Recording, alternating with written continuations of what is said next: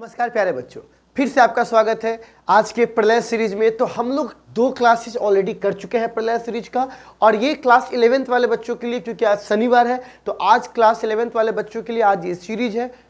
Sorry, आपका MWF में आता है ना, सॉरी। तो आज शुक्रवार है, तो आज की क्लासेस में हम लोग क्या पढ़ने वाले हैं। तो बच्चे लोग, जो बच्चे भी नए जुड़े हैं, मैं बता दूं कि आप लोग फिजिक्स के न्यूमेरिकल से परेशान मत होइए, क्योंकि जिनसे पूछो फिजिक्स के न्यूमेरिकल से परेशान है। क्योंकि मैं फिर से बोलता हूं, दुनिया का सबसे ईजी सब्जेक्ट फिजिक्स कब, जब न्यूमेरिकल को निकाल लीजिए। दुनिया का सबसे भारी सब्जेक्ट फिजिक्स कब, जब न्यूमेरिकल डाल दीजिए। तो कहने का मतलब ये जो न्यूमेरिकल की पूरी प्रोसेस है, उसमें कई छोटे लेवल्स के बच्चे से लेकर बड़े लेवल्स के बच्चे तक सब लोग परेशान हैं। तो हम लोग जीरो से लेकर हीरो तक की मदद करने आए हैं। यानी अगर आप इस सीरीज को देखते हैं तो आप जहां भी फिजिक्स पढ़ रहे हैं उसके अकॉर्डिंग थ्योरी वहां का रहेगा, लेकिन न्यूमेरिकल हमारा रहेगा। ठीक है, तो स्टार्ट करते हैं बच्चे लोग आज का शो। एक तरह का शो ही है। तो प्रलय बैच में हम लोग आज हम लोगों का DPP3 हम लोग सॉल्व करेंगे। तो इससे पहले हम लोग क्या क्या देख चुके, एक बार रोड मैप देख लीजिए। तो बेटा हम लोगों ने सबसे पहली बात तो यूनिट देख लिया था। ओके, हाँ, यूनिट हो चुका है, डायमेंशन हो चुका है। आज हम लोगों का ईरर है, ठीक है ना। तो आज हम लोग चर्चा करेंगे ईरर। ईरर एक बहुत ही बेहतरीन टॉपिक है। तो सबसे पहले आप चर्चा करते हैं ईरर क्या है, ठीक है। तो ईरर से पहले हमें ईरर के बारे में थोड़ा सा आपको बताना पड़ेगा कि ईरर क्या है। जरा देखिएगा ध्यान से आप लोग। देखो बच्चे लोग, एक टर्म आता है ईरर। तो ईरर को समझने के लिए कुछ टर्म्स का आना बहुत जरूरी है। जैसे कि सबसे पहले बच्चे लोग, मेजरमेंट वैल्यू, मतलब आप जब किसी चीज को बार बार मेजर करते हो तभी तो देखो बात बताओ, जब आप कोई चीज सामान खरीदने जाते हो तो क्या करते हो, आप एक बार तौलते हो। अगर आपको लगता है गड़बड़ी है तो आप बार बार तौलते हो। तो कहने का मतलब जो तुम मापते हो मेजर वैल्यू, उसको बोलेंगे A1 A2 A3। ये सारी चीज आपको पता होगा। अच्छा ओके, आप लोग जब ईरर पढ़ रहे हो ना तो सबसे पहले थोड़ा सा थ्योरी रिवीजन कर लीजिए घर पे, ठीक है। तो चलिए, ईरर ये वैल्यू हो गया। अब आता है ट्रू वैल्यू। ट्रू वैल्यू, तो ट्रू वैल्यू का मतलब होता है कि हमारा पास इस सब के बदले एक वैल्यू क्या है। तो क्या कीजिए, ट्रू वैल्यू को दिखाते हैं इससे। तो क्या कीजिए, जितना भी है एक बार छोटा सा रिकैप करवा देते हैं। थ्योरी और बट्टा n, ठीक। तो हम यहाँ से ये निकाल लेंगे। तीसरा आएगा बुआ मीन, सॉरी एब्सोल्यूट ईरर, कि ईरर कितना है। एब्सोल्यूट ईरर जिसको दिखाते हैं डेल्टा ए से।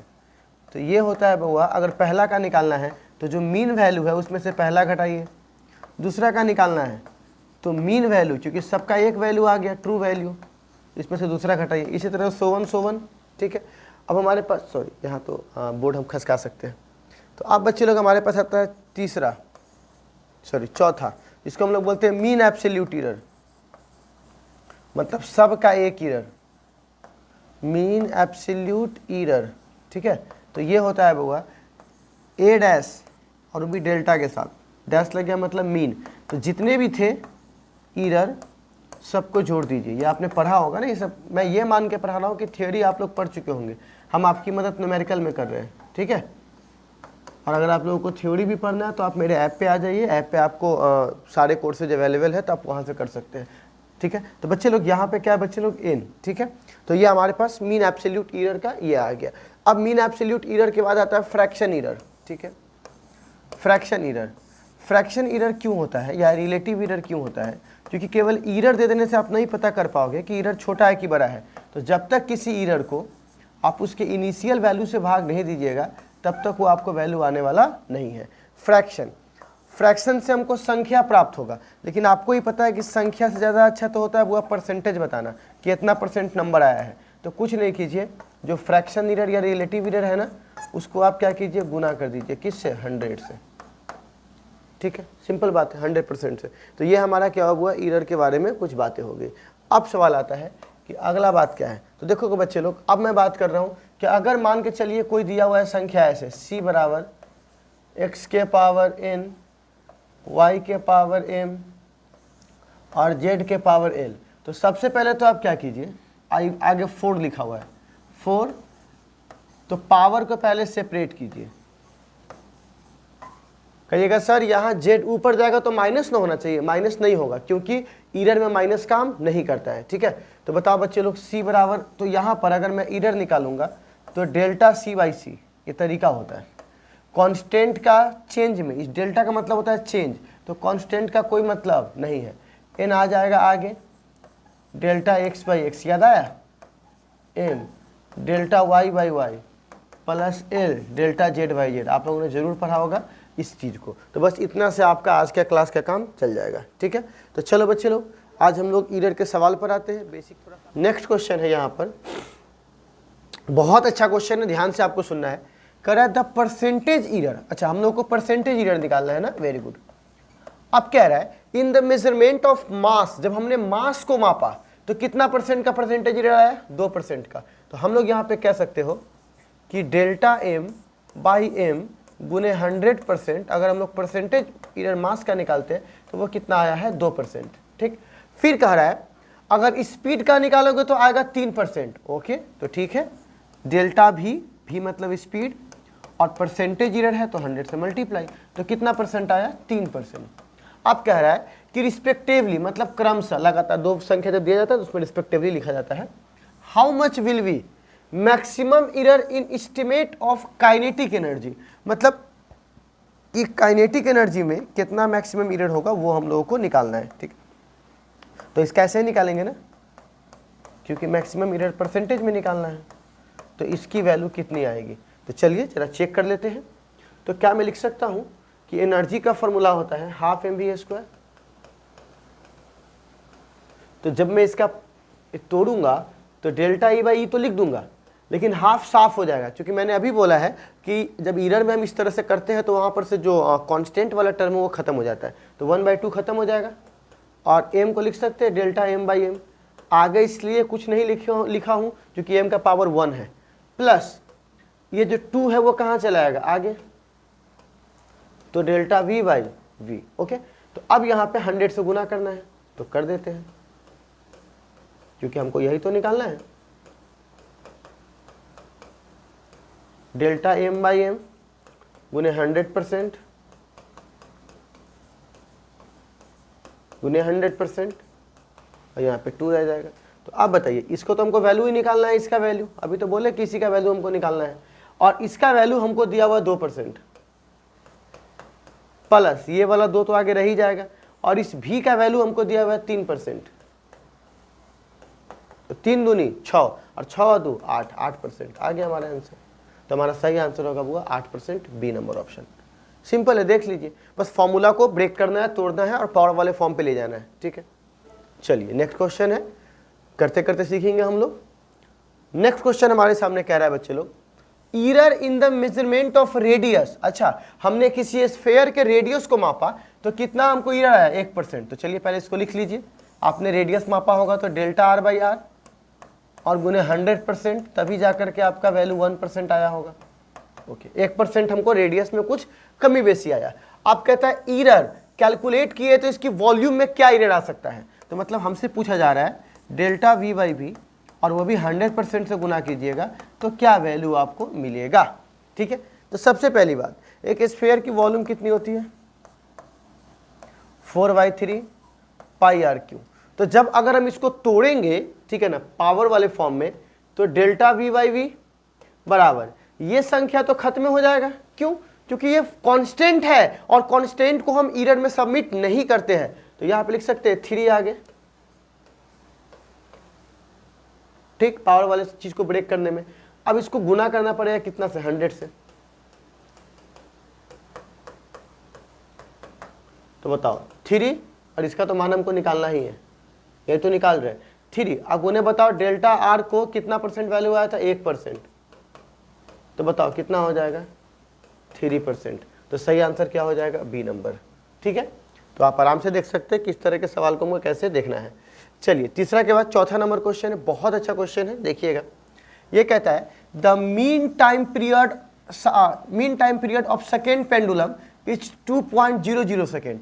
मीन टाइम मतलब कि हमें जो दिया हुआ है ए डैश, इसकी वैल्यू कितनी दे दी गई है, 2.00 सेकेंड, ठीक है। ए डैश मानते हैं क्योंकि हम ए बी एक करके ही सब कुछ पूरा थ्योरी पढ़े थे, इसीलिए हम लोग ए मान के चल रहे हैं। और यहाँ पे तुम टी भी लिख सकता है, कोई दिक्कत नहीं है।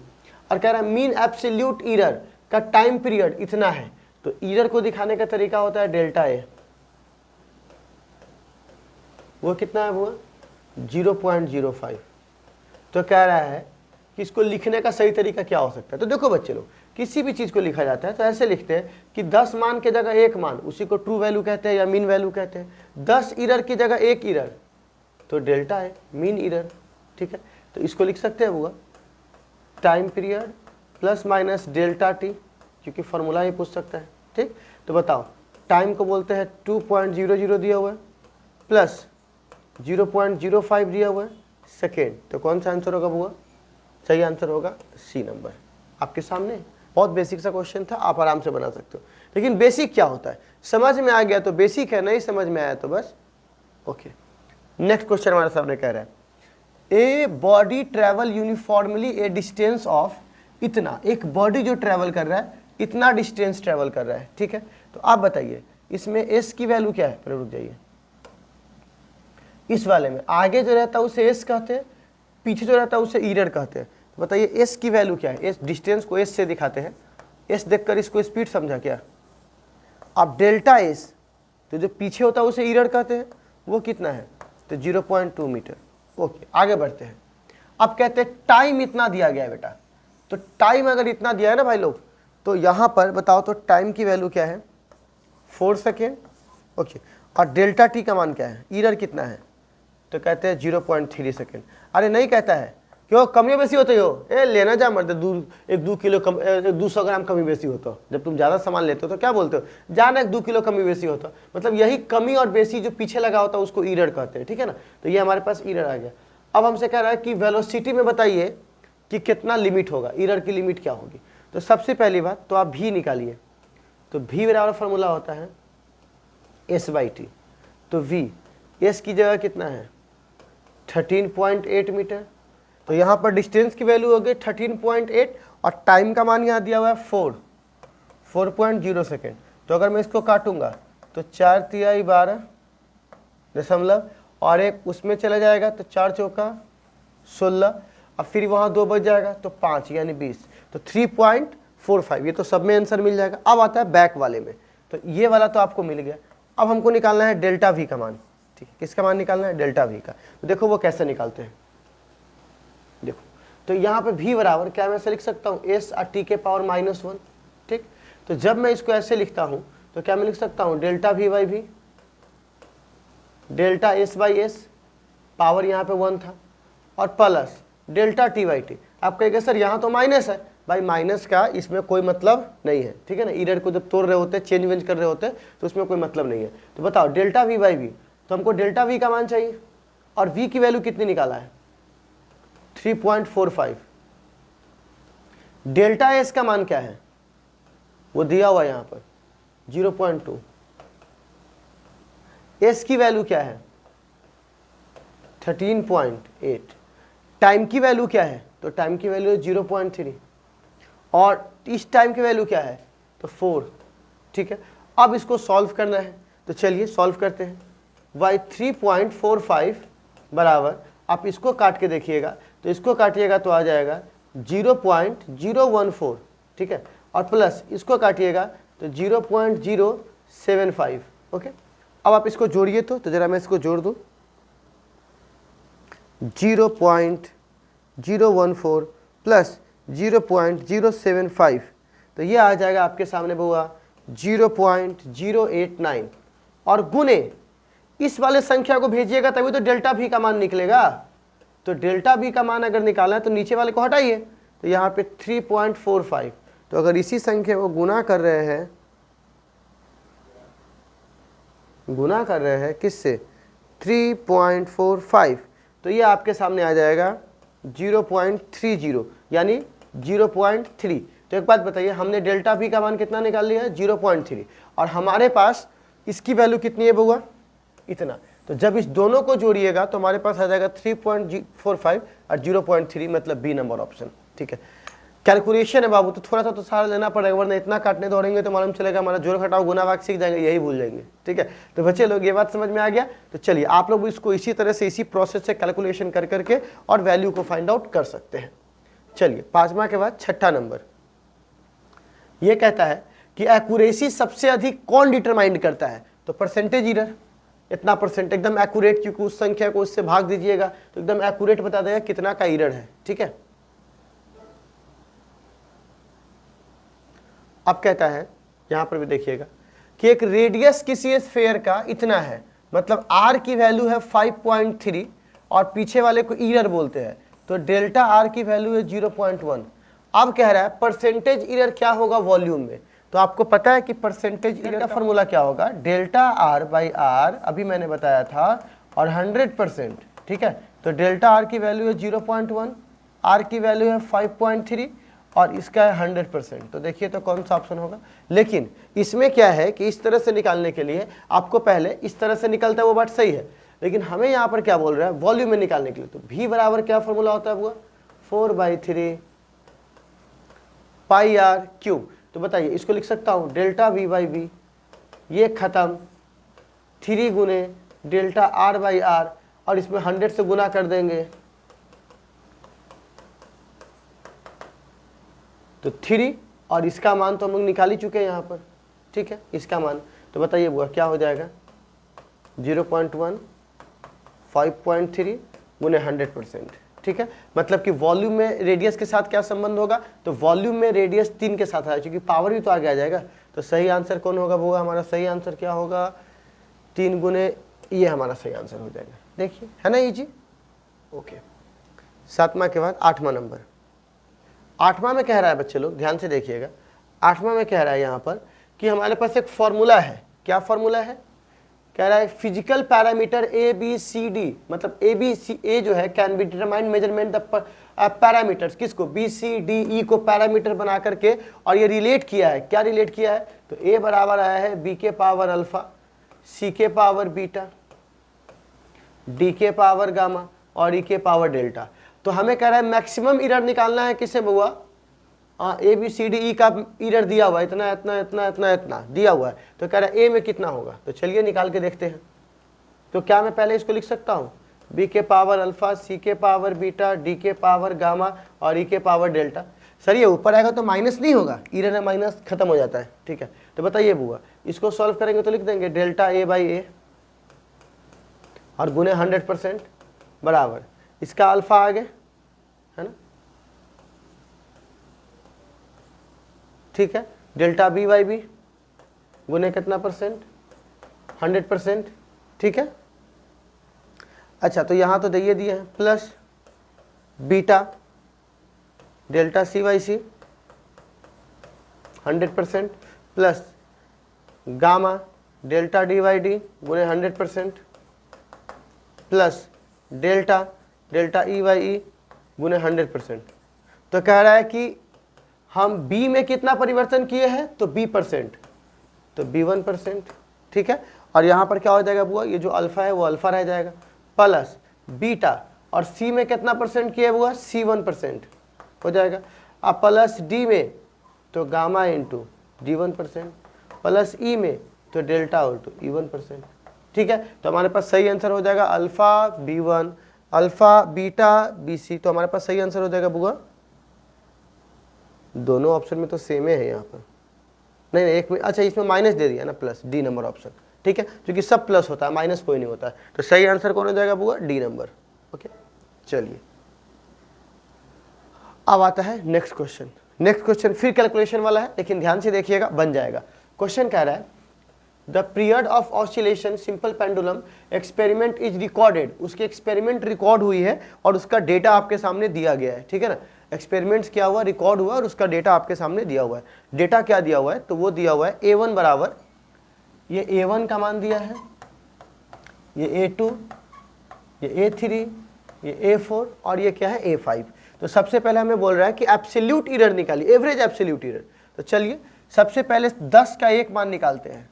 तो क्या लिखेंगे, A1 plus A2 plus A3 plus dot dot dot A5 और बट्टे 5, ठीक।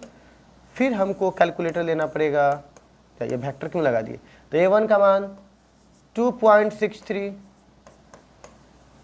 2.56 प्लस 2.42 प्लस 2.71 प्लस 2.80 और बट्टे कितना है 5। तो चलिए हम लोग जरा इस सवाल का वैल्यू निकालते हैं, क्योंकि हमें तो कैलकुलेटर लेना ही पड़ेगा।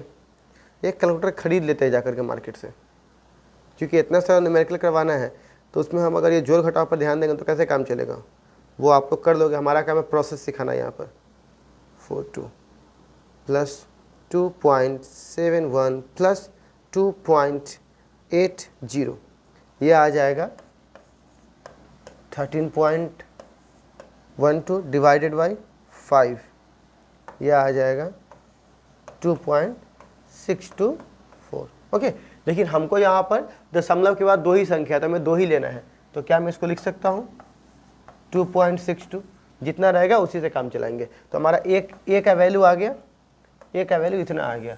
अब हमें निकालना है ईरर, तो सबसे पहले यहाँ पर क्या करेंगे, A1 डेल्टा A1, तो कितना निकालेंगे, तो घटाना पड़ेगा कितना में से, तो 2.63 में से 2.62 घटाएंगे तो 0.01। ठीक, इसका मतलब होता है कि मेजर वैल्यू में से ये इस वैल्यू को मेजर वैल्यू में से घटाइए, तो 2.56 को 2.62 से घटाएंगे तो हमारे पास आंसर हो जाएगा 0.06। ठीक, अच्छा इसको घटाएंगे तो 42 को घटाएंगे तो ये हो जाएगा बउआ 20, तो 0.20। ठीक है, ओके, इसको घटाएंगे 62 को, इसमें से तो कितना आएगा, तो ये आ जाएगा बउआ 0.09। ठीक, और इसको घटाएंगे तो कितना आ जाएगा, तो ये आ जाएगा बउआ आपको 0.18। 2 2 4 5, 5 तो आ ही गया है। तो हमने यहाँ पर डेल्टा 1 घटा के निकाल लिया है। बस इस संख्या पाँचों को इसमें से घटा देंगे एक एक करके, ताकि हमारा एरर निकल जाए कि हर मेजरमेंट में कितना एरर मापा गया है। ध्यान से देखिए, एरर से क्वेश्चन रहते बेटा, तो हमको निकालना है इस 10 एरर की जगह एक एरर, तो इसी को बोलते हैं मीन एब्सोल्यूट एरर। ठीक है ना, या एवरेज एब्सोल्यूट एरर। तो सबको जोड़ करके उतना से भाग दे दीजिए, याद है आपको, delta A1 plus dot dot dot delta A5, है ना, और 5 से भाग, तो सबको जोड़िए तो कितना आता है, तो इस सबको जोड़ने पर तो हमको तो कैलकुलेटर का सहारा लेना पड़ेगा।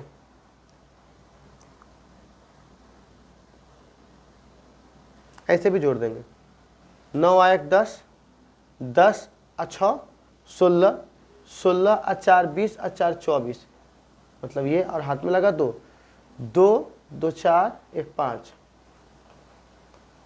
तो 0.54। और यहाँ पे बच्चे लोग भाग किससे देना है, 5 से। ठीक, तो आप देखिएगा 0.54 डिवाइडेड बाई 5, तो ये आ जाएगा वो 0.108। ठीक है, कितना आ जाएगा 0.108। तो यहाँ पर हमको दशमलव के बाद एक ही संख्या लेना है। ठीक है ना, वहाँ पर एक ही कह रहा है, सॉरी, हाँ, तो यहाँ पे जो आंसर करना है हमें वो एरर जो बताएगा, तो यहाँ पर अगर 2 है तो वहाँ पर भी कितना होना चाहिए 2, तो क्या मैं इसको लिख सकता हूँ 0.1, और 8 5 से बड़ा है तो इसको 1 लिख दे, तो यानी 0.11, तो हमारा सही आंसर हो जाएगा बी नंबर। ठीक है, क्योंकि वहाँ पर दो अंक है, दो, तो हमें आंसर भी कितना में करना पड़ेगा, 2 में ही करना पड़ेगा। तो इसको, ये क्वेश्चन बहुत अच्छा है बच्चे लोग। 10वां नंबर क्वेश्चन में कह रहा है कि हमें एक एक्सपेरिमेंट में ये दिया हुआ है कि एल की वैल्यू क्या है, एम की वैल्यू क्या है, एल की वैल्यू क्या है, उसके बाद सबकी वैल्यू दे दी गई है। ठीक है ना, डी की वैल्यू क्या है और जी की वैल्यू क्या है, और हमें ये फॉर्मूला दिया हुआ है। तो अगर आप इस फॉर्मूला को ठीक से अगर सेपरेट करोगे तो ऐसे लिख सकते हैं, डेल्टा वाई बाई वाई गुने 100%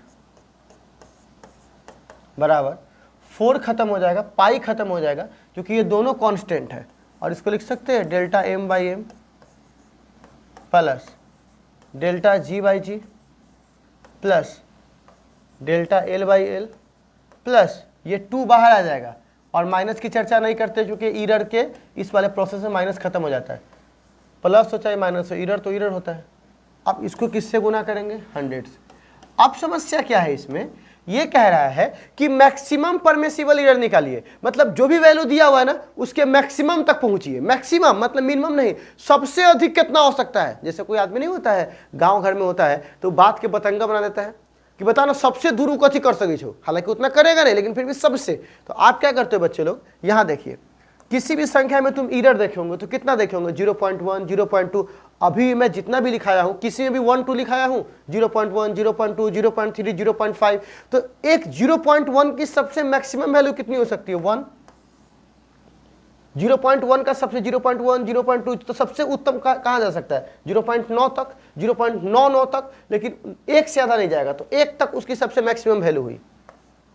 प्लस 1 प्लस 1 प्लस 1 प्लस 1, मतलब कि ऊपर का जितना एरर है उसका मैक्सिमम वैल्यू 111 कर दिए। और इसका देखिए एम का, तो एम का कितना है हुआ 3, तो नहीं इसका हो सकता है 300, क्योंकि दशमलव है ना, तो वहां से उसको हटा दीजिए, क्योंकि हमको उसके इस संख्या के मैक्सिमम वैल्यू तक पहुंचना है। तो एल को 87, नहीं एल नहीं चाहिए, जी चाहिए। तो जी की वैल्यू कितने हुआ, तो जी की वैल्यू यहाँ पर 9.8, तो लिख सकते हैं 981, क्योंकि सबसे मैक्सिमम है ना। उसके बाद एल की वैल्यू, तो एल की वैल्यू यहाँ पर कितनी दी गई बच्चे लोग 282, ठीक है 282। और इसका वैल्यू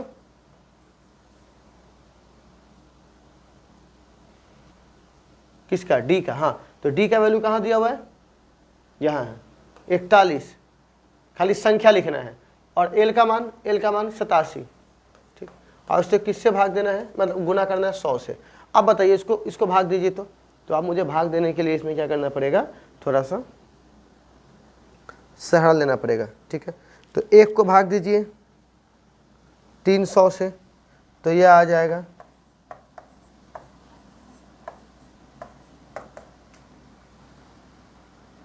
1 को दीजिए भाग 981 से,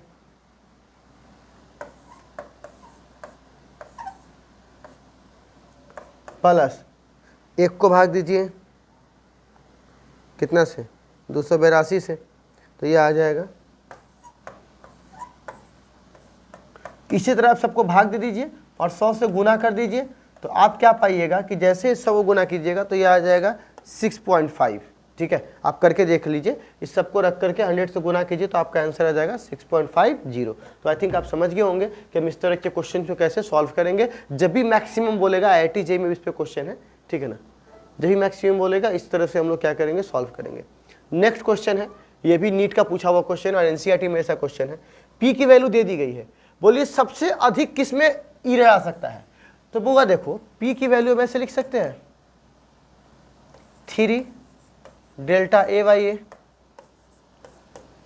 क्योंकि 3 है, प्लस पावर आगे डेल्टा B/B, इसका भी पावर आगे, माइनस है तो क्या फर्क पड़ता है, माइनस का कोई मतलब नहीं है यहाँ पे, प्लस 3/2 डेल्टा D/2। तो बताओ कौन सी संख्या का सबसे अधिक बढ़ने की संभावना है, इस वाले का, क्योंकि इसमें 4 के साथ फैक्टर काम कर रहे हैं। तो हमारा सही आंसर कौन हो जाएगा, डी नंबर, सॉरी माफ कीजिएगा, सी, ठीक है। सी सबसे अधिक बढ़ सकता है क्योंकि वो 4 के फैक्टर से काम कर रहा है, ठीक है। तो इसी प्रकार से पूछ रहा था कि सबसे अधिक कौन बढ़ेगा, तो सबसे अधिक ये बढ़ेगा 12 नंबर। इसको देखिए, शायद NCERT का क्वेश्चन है। इसको जब फॉलो कीजिएगा तो क्या लिख सकते हैं, डेल्टा A/A बराबर 2 बाहर डेल्टा A/A प्लस 3 बाहर डेल्टा B/B प्लस C के पावर 1 है, बाहर आएगा तो -1, कोई फर्क नहीं पड़ेगा। रूट का मतलब होता है पावर हाफ, और सबको गुना कर दिए हैं 100% से, ओके। तो बताओ A में कितना परिवर्तन है, तो A का परिवर्तन 1%, तो 1%, 3। B में कितना परिवर्तन है 3%, प्लस C में कितना परिवर्तन है 2%, D में कितना परिवर्तन है 2%, ठीक है। 2 से 2 कैंसिल, 2% प्लस 9% प्लस 2% प्लस 1%, तो 9, 10, 11, 12, 13, 1, 14, तो कितना हो जाएगा 14%। तो सही आंसर क्या हो जाएगा बुआ, डी नंबर, है ना, सिंपल। चलिए, सब तरह के क्वेश्चन हम लोग को डील करने, छोटा से लेकर बड़ा तक का, ठीक है ना। अब एक क्वेश्चन हमारे सामने आता है कि एच का है, अब इसमें भी परसेंट दिया हुआ है, तो इस फॉर्मूला से डील करेंगे। डेल्टा H/H बराबर 2 into delta I/I plus delta R/R plus delta T/T, है ना। और इसको गुना किससे करेंगे, 100% से, क्योंकि परसेंटेज में आंसर दिया हुआ है। तो आप देखो 2 I में कितना परसेंट का अंतर है, 3% का, प्लस R में कितना है 4% का, इसमें कितना है 6% का, 6 4 10, और ये हो जाएगा 6, 16%। तो सही आंसर क्या हो जाएगा बुआ? 16% प्लस माइनस। ठीक है, तो अब इतना क्या कर सकते हैं, अंतर कर सकते हैं। तो ये बहुत अच्छा क्वेश्चन है आपके सामने।